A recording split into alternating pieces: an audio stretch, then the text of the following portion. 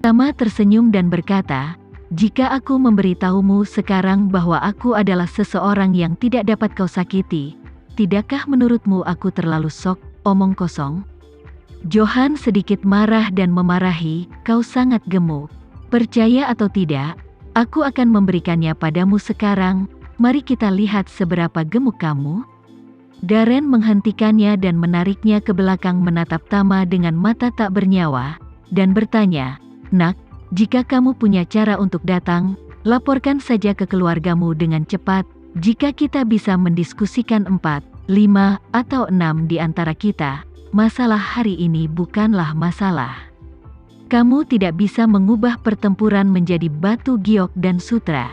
Setelah berbicara, Paman Thomas memandang Tama dengan ekspresi dingin dan kejam, dan melanjutkan, "Jika kamu tidak bisa memberitahuku apa-apa, maka aku punya cara untuk membuat hidupmu lebih buruk daripada kematian."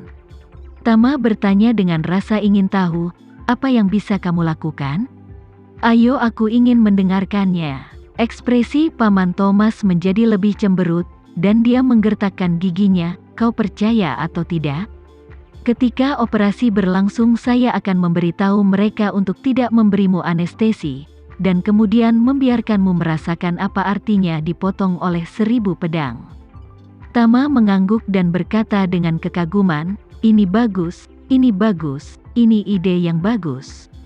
Setelah berbicara, dia melihat ke dokter di samping, dan bertanya dengan rasa ingin tahu, "Freddy, benar, apakah kau kepala ahli bedah di sini?"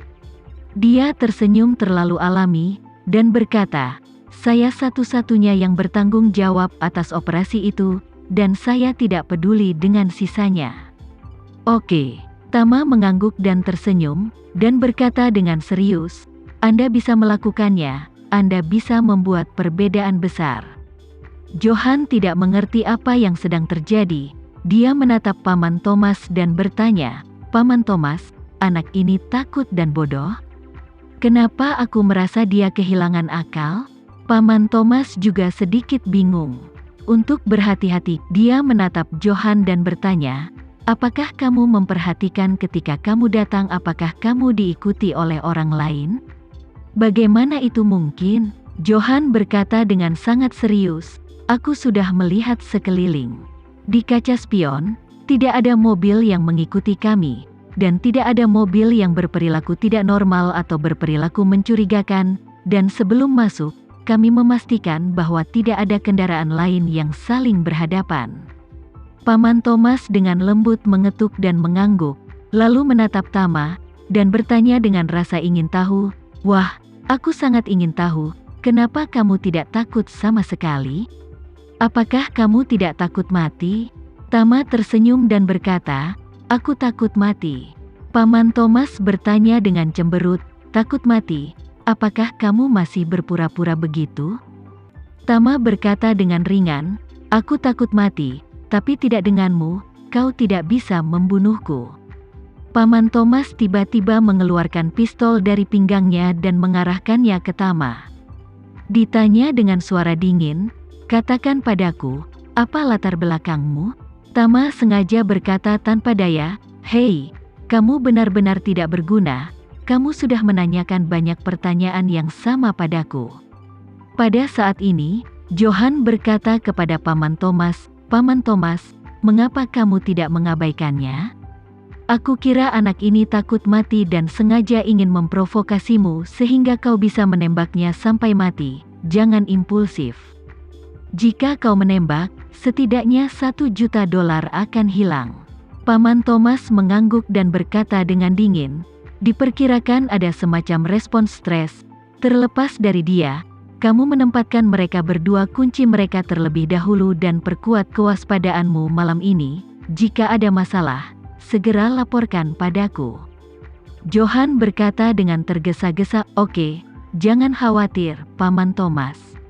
Paman Thomas bersenandung, berbalik, dan hendak pergi. Tama saat ini tiba-tiba mencibir dan berkata, "Saya pikir Anda memiliki beberapa perbuatan besar di Meksiko, dan setelah waktu yang lama, ternyata yang Anda lakukan hanyalah hal-hal kotor semacam ini yang tidak sampai ke meja. dan Anda bahkan menghasilkan uang sebanyak ini. Anda tidak takut pembalasan segera datang?" Paman Thomas menoleh dan menatap Tama dengan waspada, dan bertanya kepadanya, "Apa maksudmu?" Tama tersenyum sedikit, dan kemudian bertanya, "Kamu seharusnya tidak menghubungi Elizabeth baru-baru ini, sialan." Paman Thomas dan Johan terkejut ketika mereka mendengar ini. Mereka berdua mengeluarkan senjata mereka dan membidik Tama. Johan berseru dan bertanya, "Katakan, apa yang kamu lakukan? Di mana kau mendengar nama Elizabeth? Apakah kau seorang agen yang menyamar?" Paman Thomas merasa bahwa Tama tidak mungkin menyamar, jadi dia menarik pelatuknya sedikit.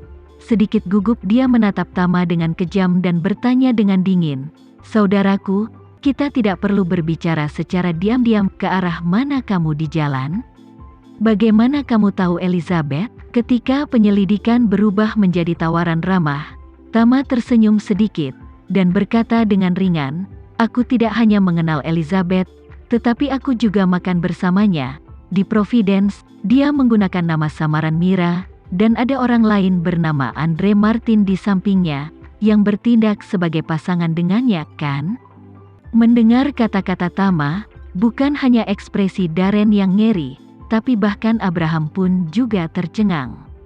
Dia tidak tahu siapa Elizabeth itu, tapi dia tahu Mira. Miralah yang memberitahu ibunya bahwa di Meksiko sebuah perusahaan merekrut pelaut dan fasilitasnya sangat bagus. Ibunya sangat berterima kasih padanya untuk sementara waktu. Berpikir bahwa bantuannya menyelamatkan seluruh keluarga. Tetapi siapa yang mengira bahwa wanita ini akan sangat kejam dan ingin mengambil organnya dan menjualnya? Memikirkan hal ini, dia tidak bisa tidak bertanya pada Tama, "Saudaraku, bagaimana kamu tahu Mira? Apakah kamu juga ditipu olehnya?" Tama tersenyum menghina dan tersenyum dan berkata ringan, "Saudaraku, hanya dengan Mira, tidak mungkin untuk menipuku." Melihat penghinaan Tama, Daron tiba-tiba merasa sedikit lebih bingung. Dia merasa bahwa karena Tama sudah mengetahui identitas asli Elizabeth, tapi masih berani masuk sarang macan sendirian, sudah cukup untuk melihat bahwa orang ini pasti memiliki langkah lain. Jadi dia tidak bisa tidak bertanya, "Saudaraku, aku pikir kau sangat berani, kamu bukan orang biasa, aku pikir kamu tidak menjual apapun, langsung jelaskan maksudmu.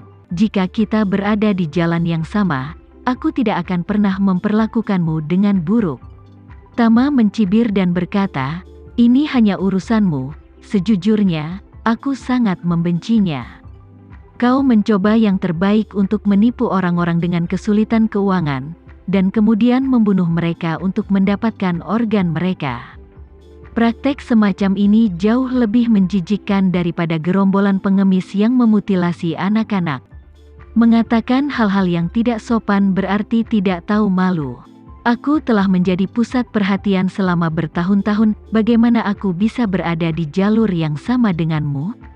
Darren bahkan merasa lebih bingung di hatinya. Dia menemukan bahwa setelah Tama menyebut nama Elizabeth, tidak ada jejak ketakutan dari awal hingga akhir, dan matanya penuh dengan ejekan dan penghinaan. Jika dia tidak memiliki kepercayaan diri yang kuat, sangat tidak mungkin untuk mengatakan bahwa perasaan itu sangat beralasan. Memikirkan hal ini, Darren berkeringat dingin. Awalnya, dia berperilaku sangat kejam dan ingin menarik pelatuknya, dan membunuh orang ini dengan satu tembakan, tapi sekarang dia tidak bisa menarik pelatuknya bagaimanapun caranya. Dia tidak bisa menyembunyikan kegugupannya dan bertanya pada Tama, "Saudaraku, apa yang akan kamu lakukan?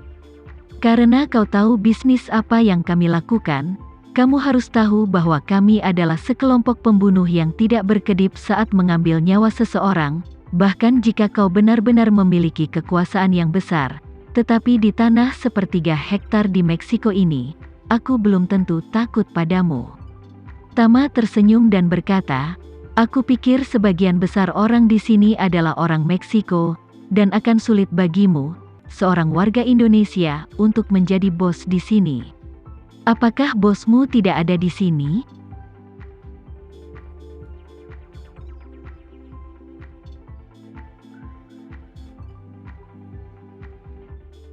Sekian dulu ya video kali ini, kita lanjutkan lagi videonya di lain waktu. Oh iya, bagaimana menurut kalian? Semoga bisa sedikit menghibur kalian semua. Untuk teman-teman yang baru nonton, jangan lupa subscribe ya, hehehe. Dan kalau teman-teman ada yang ingin gabung langganan, bisa langsung gabung saja untuk dapat fitur yang menarik dan sedikit membantu Mimin. Terima kasih banyak sudah menonton, sampai jumpa lagi, bye.